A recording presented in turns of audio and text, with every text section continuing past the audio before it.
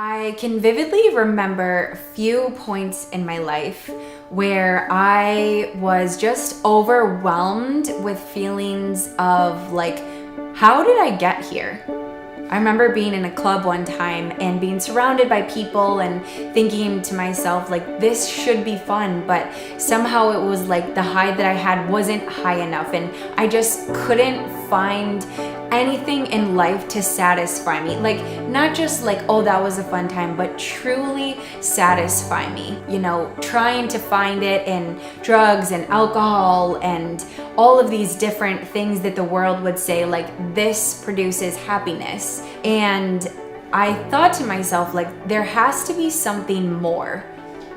There has to be something more to life than how I'm feeling right now. And I remember one early morning, and all of a sudden I heard a knocking, and I kind of came to, and I realized that I was in my car in a ditch. And as I rolled down my window, this lady, you know, she was asking me to get out if I was okay. And I realized that I was drinking and driving.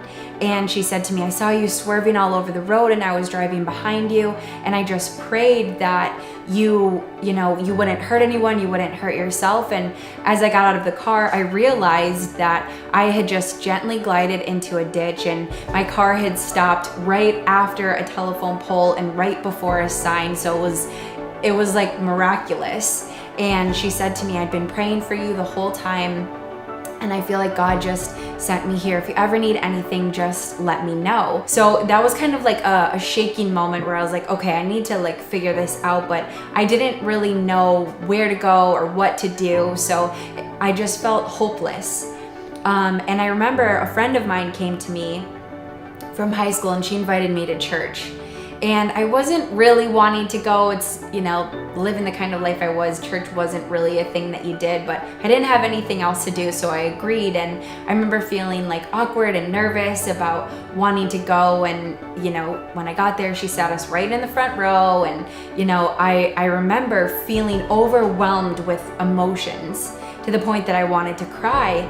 And, you know, I wasn't familiar with that because that doesn't normally happen in church. And everyone was so friendly, and it just felt like family there. And she said to me, like, that's God, like what you're feeling is God.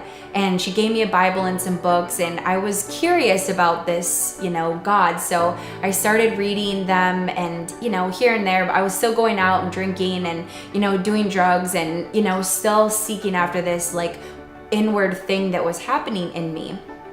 And she invited me back to church again, and I remember it was church on the beach, and it was kind of cloudy. And I remember Pastor Ian was ministering, and he was talking about how God is the God of Moses. He's the God of miracles. He can do anything. He parted the Red Sea for the Israelites. And so he made everyone in the congregation bow their heads and pray that God would part the clouds.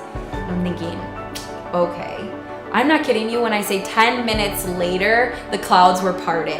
And Pastor Ian nonchalantly looks outside from under the tent and says, thank you, Lord, and continues preaching. And I'm like sitting there like flabbergasted that this just happened. Like, these people prayed and God just somehow moved the clouds. Like, what? In that moment, I realized that like God is real and he loves us.